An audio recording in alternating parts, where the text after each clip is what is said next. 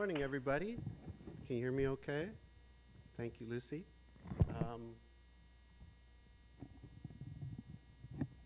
How's that? Yeah? Good morning. Thanks to the Handmade Assembly for having me. It's great to visit Sackville finally. I've had a few friends live here over the years, and a few just moved here recently. I was really curious to check out this community. As you heard from my bio, I'm interested in community. I'm going to just give you sort of the history of the Collage Party and talk about some projects around collage with a focus on some of the work that I've produced out of the Collage Party. I tend to shy away from that sometimes, so I'm going to show you some of my work too. So let me think. I was a drawing major. I went to the Alberta College of Art and Design, graduating in '97, and I had this panic in art school. I don't know if you guys can relate to that at all. And while I was in fourth year especially, I thought, I'm about to sort of enter into the real world, and I had this real concern with contributing something to art history. And I was a drawing major, I was painting, and I was really interested in, or I just discovered Lucien Freud's painting, and I thought, oh, damn it, this is how I want to express myself and paint. And I just put the paintbrushes and pencils aside and started to collage as an exercise to kind of escape with, I guess. And I sort of finished my drawing or my undergrad with collage near the end, and I hosted this really casual collage party after we graduated as sort of a going away party or something, with no thought about it being art or qualifying as art.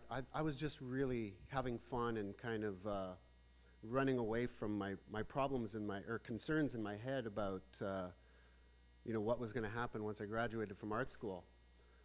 And I guess it was genuine because of that, and people started to respond to it. I moved back to Winnipeg, where I'm from. This was in Calgary at the Alberta College of Art. And before they added the design, it was just ACA. And I got a studio like you're supposed to do, and I went and sat there by myself and found myself going to get coffees and see people. I really missed the social part of art school, and being in a studio by myself wasn't, I don't know, it just felt kind of harsh. So I would start to invite friends over to just make work with. And then there was this one, the first collage party where there was a bunch of friends who we all shared this floor in a great warehouse in Winnipeg. There used to be a lot of warehouse space for artists there. And the other people on the floor were in bands, and we decided to kind of have a block party or a floor party. And as an experiment, I was going to leave all of the collage materials out and just see, what happened. And of course, everybody just took to it like fish to water, and it turned into this collage party. The next day, people were referring to it as did you go to the collage party? Everybody in Winnipeg was talking about, did you go to the collage party last night?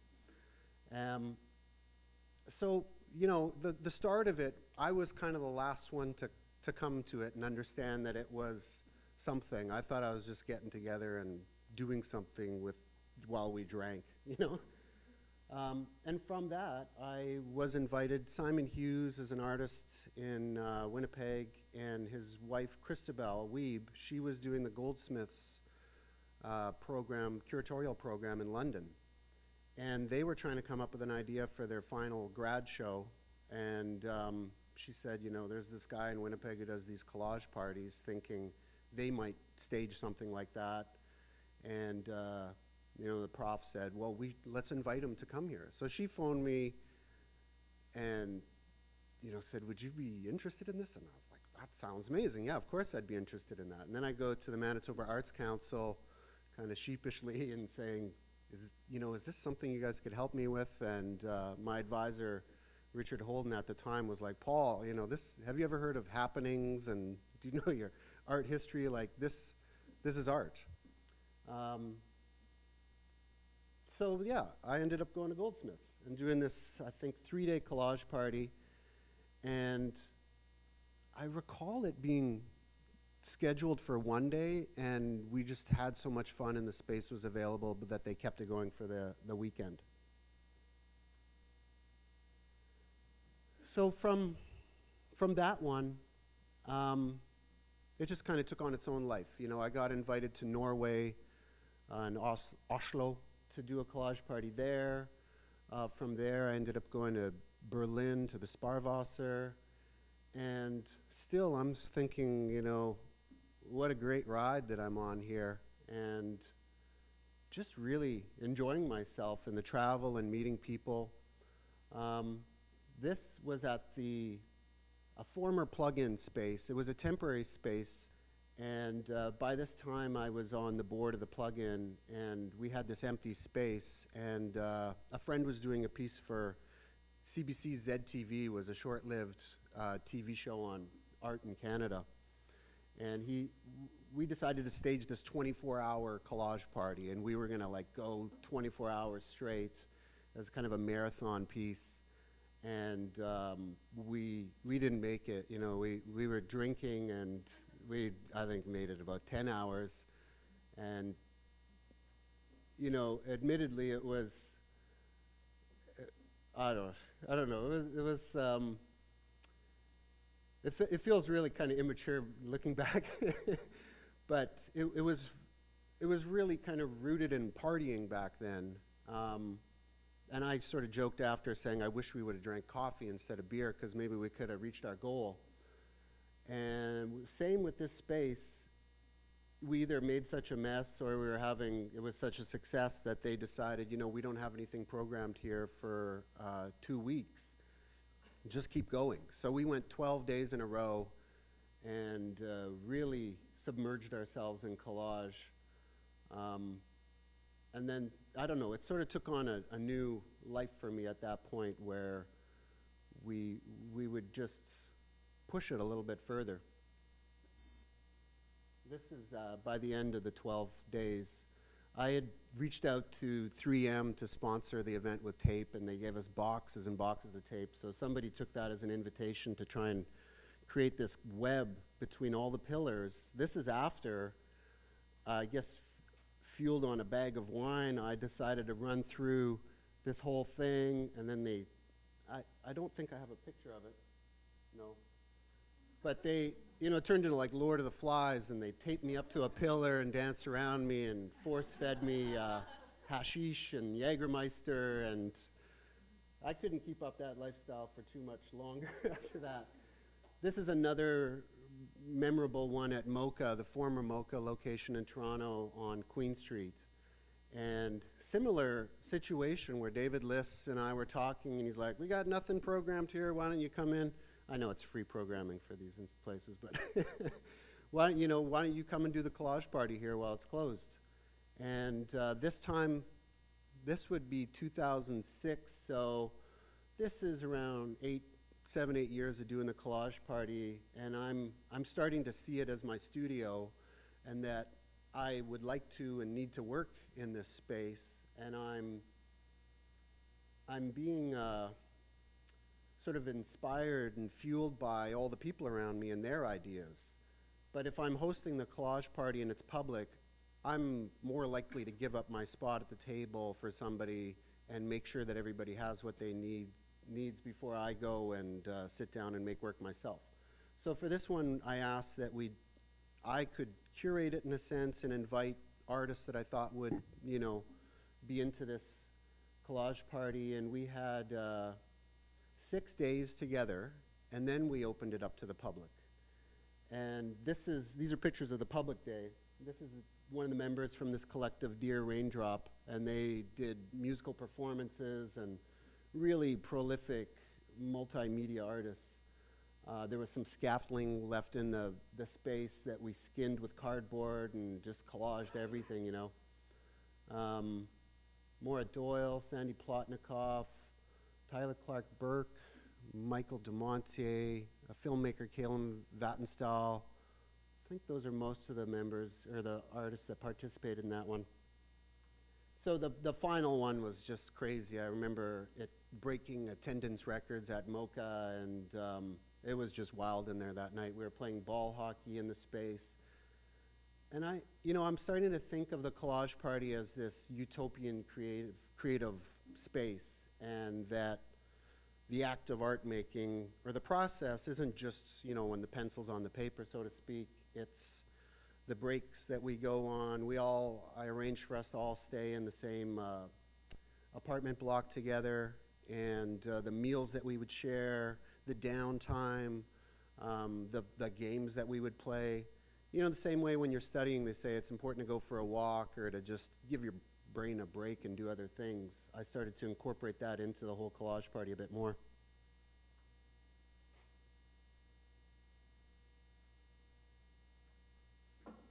This is at the and then I'm also realizing that the Collage Party works kind of anywhere, right? Like, not just with art audiences. So this is the Victoria School for the Visual and Performing Arts in Edmonton. Yeah? It's great, right? So you can correct me, but it seemed not fair to me because it's just like art and music all the time. And kindergarten to grade 9, I did a 3-day collage party. I think this is like within the first morning. They had filled the walls already. And all the teachers are shocked that all the students are so engaged. It's so focused in the space. They have nothing to do. Nobody's asking for their help or anything. And they're asking me, what's happening? What's the difference? And my theory was that there was no assignment given to them. It's not like, tell us what you did over summer break. It's just, here are the supplies. You know how to make art. Go do what you want to do. So these are going to be different examples of where the Collage Party has gone over the years. This is maybe obviously at the AGO, and it was for this group of young collectors circle or something they call it. And they're, a lot of, I guess, people in the 20s and 30s that are making money. I don't know how else to say it, and they're trying to groom them to be collectors, I think, is what was happening. So I still get a little bit nervous, like, will people get into the Collage Party, especially if I'm bringing it to a different audience? And again, like, everybody comes in after work at 5 o'clock, they loosen up their ties and grab some magazines and sit down, and the same thing happens. Everybody's like totally focused. I thought people would say, like, yeah, we're going to this Collage Party, but they would just socialize and drink and stand around. But everybody really got into it again. Now, I also, as you heard in my bio, I ran this commercial gallery. This would be around 2007 here.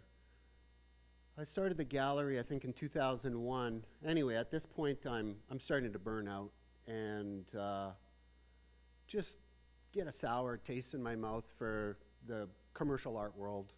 And working with artists, too, could be a little bit draining. I try to separate the art from the artist, but I was an artist, too, and the artist inside me was saying, hey, I thought we were just going to do this for like a couple of years, and then we'd go back to doing our work. There's a little selfishness, I think, as an artist, where you really got to carve out time for yourself and do your own thing. I discovered this place, Creative Growth. It showed at White Columns in New York. This was actually a little side story where I have this booth at an art fair, and I'm showing all these great Winnipeg artists. And Matthew Higgs, this curator, comes in, and I'd never heard of him before. And there was a friend who was working with me, Paul Van Coy, and he. I would bring my own work to the art fairs, and I would keep it hidden to the side in case somebody came asking for it, but I never felt like I should put it up with everybody else's work. And Paul really encouraged me to put this one piece up, and the whole booth was a salon style, and in the furthest, darkest corner I hung this piece. Anyway, Matthew Higgs comes in and says, like, who did that? And me, and he goes, I don't normally do this, but I want to buy that, you know, and I'm like, okay, you know, we don't know who this guy is. Turns out he's this really, you know, influential curator, and then he asked me to do like a studio visit right there, and I take him out into the courtyard in Miami at this fair and show him my work, and he offers me a solo show right on the spot. So thank you, Paul Van Koy, for getting me to show that work there.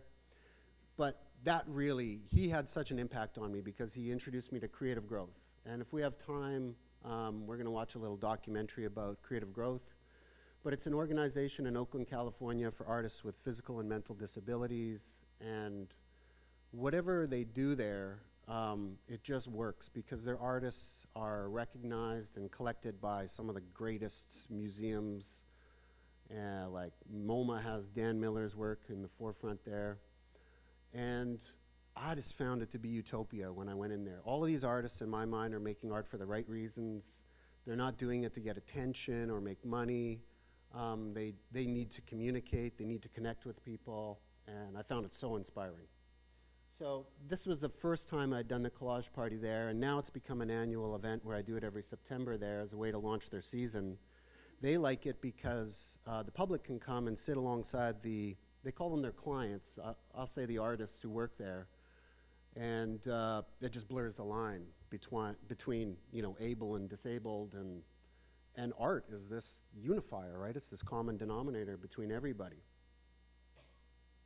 So yeah, each time I bring artists, and you know, behind, in front of the yellow ladder is Michael DeMonte, and Richard Boulay is an artist from Alberta who, he lives with schizophrenia, so you know, it was really helpful and meaningful for him to come there and participate as well. And you know, I'll talk about getting this feeling like I need to bring things back to myself and work on my own stuff, but I knew the value of the Collage Party, and I wanted to figure out a way that it could continue without my physical presence there necessarily. So I worked with this designer, Craig Allen Smith, and we designed this public Collage Party table that's, this is the first version of it, and there's a second version that I'll talk about in a second, but you know, my idea was this could be like one of those concrete ping pong tables out in the park in Berlin, and there'd be magazines stored inside the benches, and you would just show up with, you know, scissors and stuff for there. You just tell your friend, I'll meet you there and let's go collage. So this is this big show at La Maison Rouge in Paris that was all about Winnipeg, and this is their courtyard, and we had the Collage Party there. The idea is that these are tree branches, and you fill them with collages that are leaves that fill the tree, like this. So you can see all these different kinds of people coming together, and I don't have to instruct anybody what to do, right? It's all intuitive. And there's a lateral learning that happens as well. If you walk in not knowing what to do, you just have to look around and see what other people are doing to spark ideas. This is the second version where there's proper storage in the benches and there's light sticks that illuminate the thing. Sadly, the first one we had to destroy because nobody had sort of factored in export fees, and it was going to just be astronomical to ship it back to Canada, and nobody wanted to pay for it. And the second one sits in storage in Winnipeg at the Graffiti Gallery. They're going to dust it off and bring it out next week and stage it there. But it's really heavy. And whenever I've tried to donate this to a couple museums, and they think it's just for the educational department. They have no,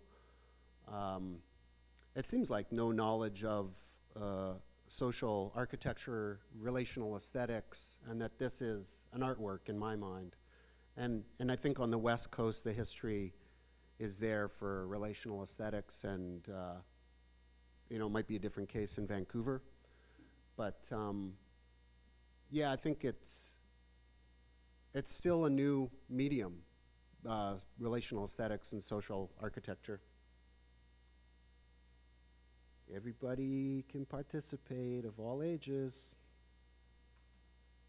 This is at the New Music Festival in Winnipeg, and this was, for a big music festival. And I'm a huge vinyl collector, so we did a focus on record covers, and with this idea that you would make a record cover, and then maybe somehow it would inspire music or an album, right? You go, oh, I got to make the music for this album cover. Work backwards. More recently, I used to show at Division Gallery in Toronto, and for an exhibition, I wanted to do a month-long Collage Party residency. So we had all this furniture built and programmed it. So not every day, but I tried to bring in different groups to do the Collage Party.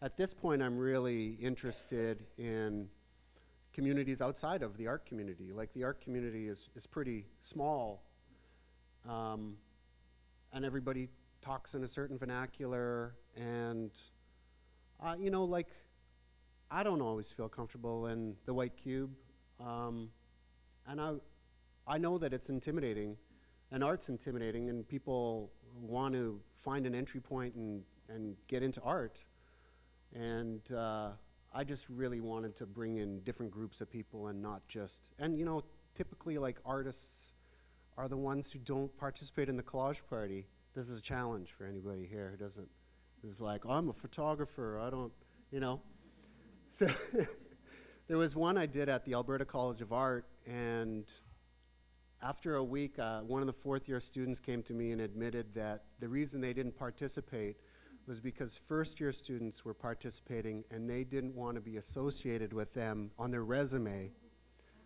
And I didn't even really respond. I was just relieved that it wasn't me. But I'm sure you guys have great teachers, and this is the time to experiment, and you're in a safe environment, and you can make mistakes and learn from them. So we're doing record club. I do this record club where, invite people, and we can do that here this week. We've got a turntable if anybody wants to bring vinyl. And we turn each other on to new music. So you get up and introduce this album, how you found it, whatever little background story you want to tell, and play it. I think this was a class that came in one day. Oh, the tables turn into ping pong tables. Essential. This is essential for the creative process, everyone. Security got rid of this girl really quick after that happened. And then this is just a nice little closing party that I did with people from MOCA, because, before I had done this big collage party at MOCA maybe 10 years before that, and I just felt like it was something I wanted to celebrate with them. Creative growth. How are we doing for time? 9:30. Well, I guess I told you about creative growth a little bit. I just love it there. So, yeah, I'm going back now every September, and I spend a week there, and it's for me. In a lot of ways, I get to reset and remind myself what success in the art world, or success to me with art, means. And yeah, I don't know what else to say. I just love it there. But I do have a little video that maybe we'll watch if I speed it up here. Maybe I'll just rattle through a couple pictures of what happens there.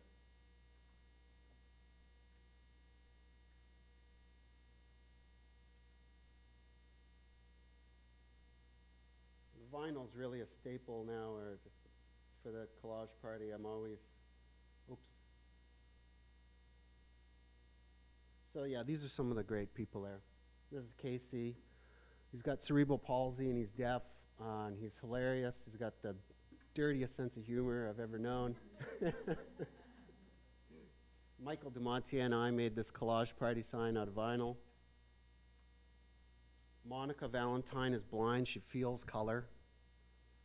I love this piece. It's it's got Braille on it. So she found this album cover, and she like repeats the colors in a sense, right? Like, she works a lot with glitter because it feels a certain way. Red is hot. And I believe her, and 100%. It's really amazing to see her work. So Dan Miller and with the helmet here. John Hiltunen just, I guess, kind of in front of me. And John, he discovered collage through the Collage Party, and just collages. That's all he does now. He's like a collage machine, and he's gotten all this attention for it, and he's shown at White Columns. White Columns, I told you, introduced me, Matthew Higgs, to Creative Growth, and they show and like launch so many careers for these artists. But yeah, John's work, he puts animal faces on human figures and vice versa. And, he's being collected in these big institutions now too. Michael DeMonte watching Dan Miller work. Gail Lewis is obsessed with cats, but she just has such a broad knowledge of soul music, and just sitting with some of these people, you just soak it all up. They're incredible. Nicole Storm, she does these great big installations. I'm not showing tons of their work because I want to show the video that'll just tell the story so well. And, last year there was this huge fire in Winnipeg. I don't know if you heard, but a warehouse burnt down and 27 artists lost everything. So two of the artists' friends, Eleanor Bond and Krishanis Katkins Gorsline, I brought with me, hoping that would help the healing a little bit. Did you guys hear about that fire? Yeah? And Elaine Stotsky and Karen Azulay came last year, 2 years ago. Jorge, so Elaine has this rescue dog, and he doesn't trust anybody but him and Jorge.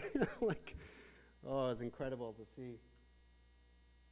So I've worked with Guy Madness, filmmaker in Winnipeg. It started by him saying,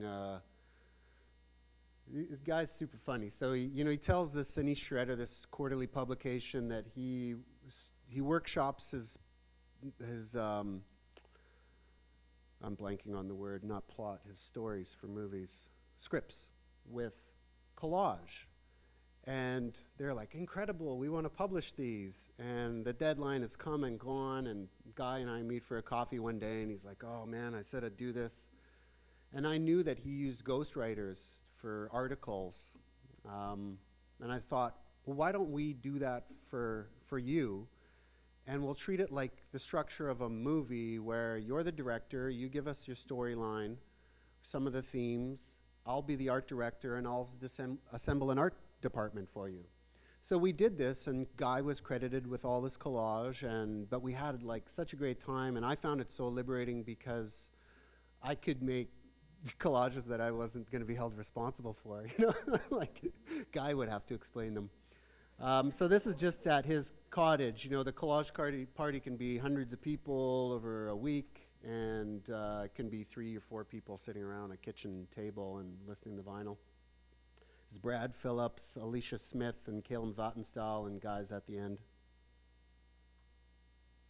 This is one of my old studios in Winnipeg. So that's Jeff Fennell on the right with the big beard, Caleb again, Michael DeMonte wearing a wig, Mika Walsh from Border Crossings, myself, and I can't remember who has that hair there.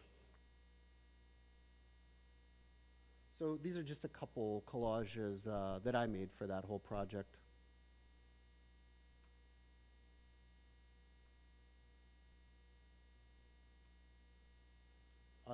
Do you remember Oddfellows? Anybody from Toronto in Toronto? So this restaurant, Matty Matheson used to cook there, the celebrity chef, and it was just perfect for the collage party. So it had this one long table. It had one of those hanging fireplaces you could throw your scraps in. There was a wall skinned in metal so you could put things up with magnets.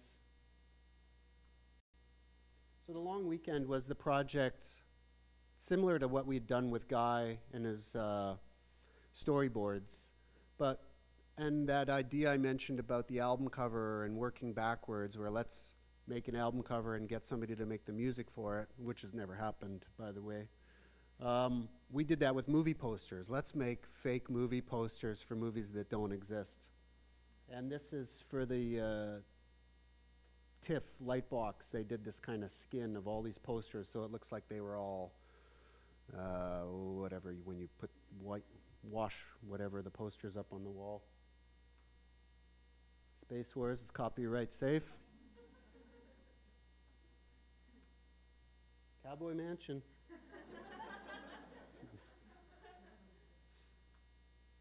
I guess there's just two. Now Collage on Collage is where I'm at now. And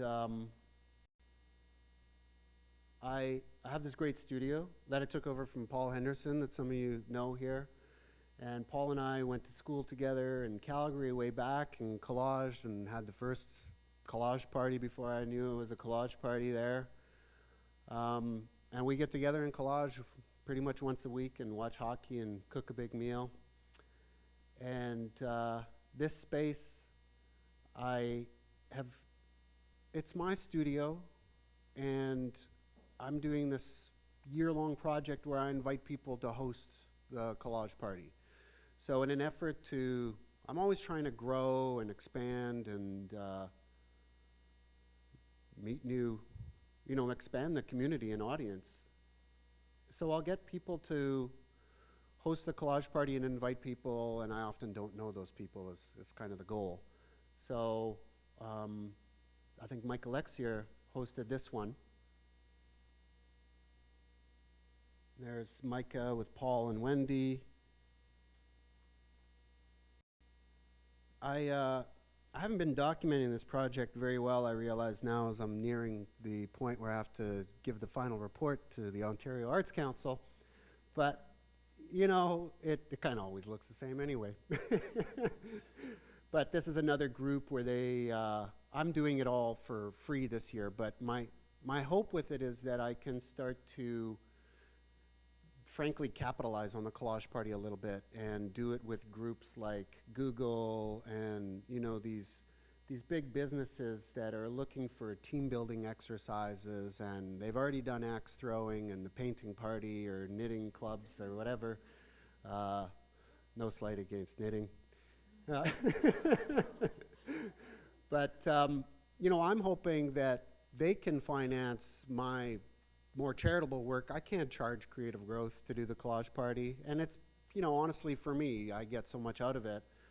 I want to package the collage party and get those people to pay their crazy amounts of money for it so I can afford to do the more charitable work. Oh, so now we're going to look at my work. We're going to go really fast because I want to show that video. Some hockey collages. Recently, I was told that people in the art world don't like hockey. So what do you think I did?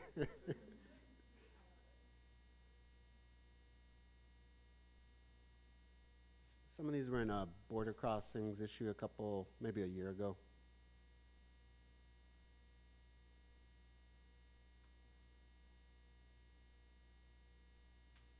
I wasn't thinking this one turned out, I don't know if you know about the Humboldt Broncos terrible tragedy that happened last year. And now I don't even know how I feel about it because it doesn't do that justice, in a sense, but it sure feels like Saskatchewan. Green hockey pants, they have green is the color of their football team, and the prairies, obviously.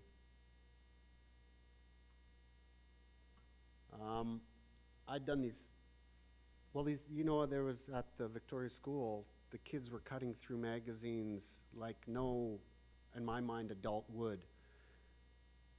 I don't know, we tear out the full page and cut out what we need, and they're just cutting things out in different ways. And anyway, I picked up this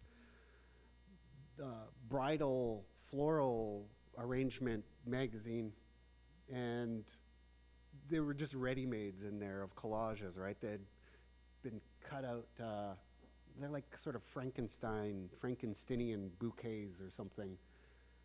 And I just thought they were, this was around a time too when I was starting to really respond to the scraps produced by the Collage Party. And if I guess I haven't really explained that now, but the Collage Party for me now is my studio. And you're all my studio assistants, and the offcuts that you make, I go around looking for scraps because they're going to be different than anything that I would go and consciously cut out. And it's forcing me to continue growing and problem solving. I find collage is really about problem solving. It's analog. We can't change the size of things. If you can't find a picture of an elephant, you're going to make one somehow, cut out a silhouette of it or something. So it's very much about problem solving. But anyway, this one time I'd found this magazine, I just thought, this is perfect. And I just did a little subtle intervention and whited out a couple things and rearranged it. And I'd shown them at the White Columns way back, and I found everybody was going, if you ever make those again, I'd be interested in those. And I'm softening in my 40s, and I thought, before I would have went, I did that. You missed the boat. I'm on to new things now. And now I'm going, why am I so abusive to my audience? Like, they're telling me they're more interested in this work. I can make that work, more of that work. That's not a crazy sellout, is it? So I just recently made more of these flower collages. And since I'm working from the scraps, I'm making collages. In my mind, I'm really trying to get out of my own way and let myself hear or see when something works. And if it's captivating and it holds my attention, I'll put it together and put it on a table for a couple of weeks. And if it still holds my attention after a couple of weeks, I might glue it together. And then I think, it's maybe 25% of the collage that I make that ultimately I feel like this survived my little test and it's still interesting. I still may not know what it means, or it may be my own interpretation that I don't want to impose on an audience. This one for me is like just kind of prairie music or something. But I like it. Like, it's been 4 or 5 years and I still like this image. So these are just collages, more recent collages. I found this old beat up book cover in a back lane and added the kind of palm tree tattoo in the background.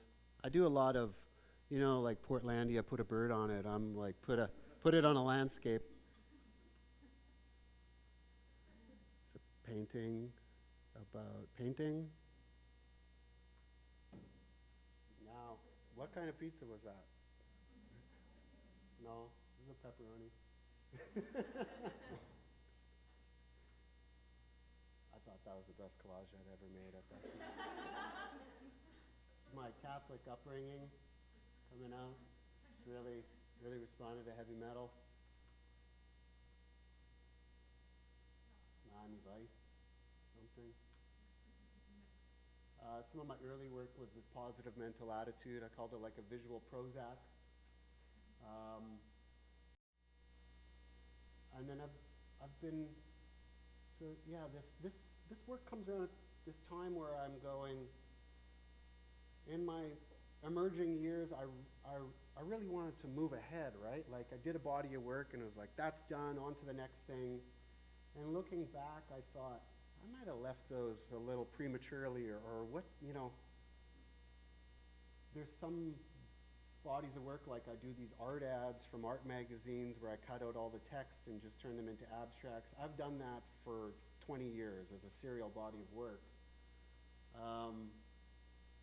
But yeah, I'm sort of going back to, no, this was what happened. I had total artist block, and I was trying to figure out what happened. And I think I know. It's like when you got to start making a living at it, there's a risk of it not being as much fun anymore. So I wanted to go back to my formative years and the imagery that I was drawing at the time and collage with it and return to it as an attempt to find out where things went wrong in a way. Like, art was a religion for me. It was everything back then. And then, you know, at this point after running an art fair and everything, I'm getting jaded and pissy about it all. So I just wanted to try this experiment and go back to my formative years in a way to see where things, I say kind of went wrong. But like I said, it's the pressure of having to make a living off it that is the strain, I think. But it's been really fun. So that's where the hockey collage came from. I don't know what else I was into back then. BMX bikes. I don't think I have examples of all of that work, but yeah, these are all just these random collages that come together at a collage party, or for me.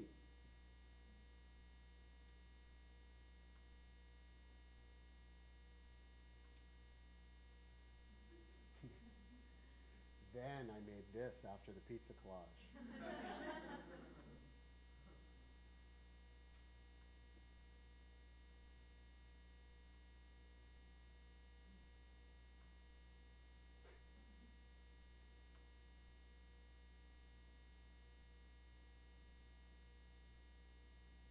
Often they just kind of come together.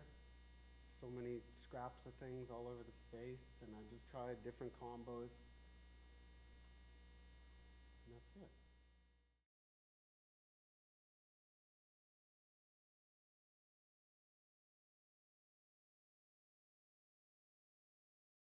I used a lot of tape in the early years. No. And I need parameters, I think. Too many possibilities just paralyzes me. So I like things to come to me. I don't even want to go and source materials, ideally. I like, I need these sort of limits to be able to work within. You're welcome. Good question. Questions, anybody?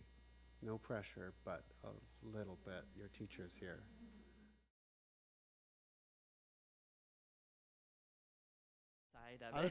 I was late to Instagram because I felt like I was a tree falling in the forest that nobody could hear. And, I thought I'm going to go find my collage community, followed a bunch, and then unfollowed them really quick because I don't really want to know. And there's lots of crossover. I have this one body of work I didn't show that, there's examples of it on Pinterest that I didn't do that are credited to me. I don't know, I don't like, ignorance is bliss. I don't want to know what other people are doing. I want to just have my own personal exploration with collage.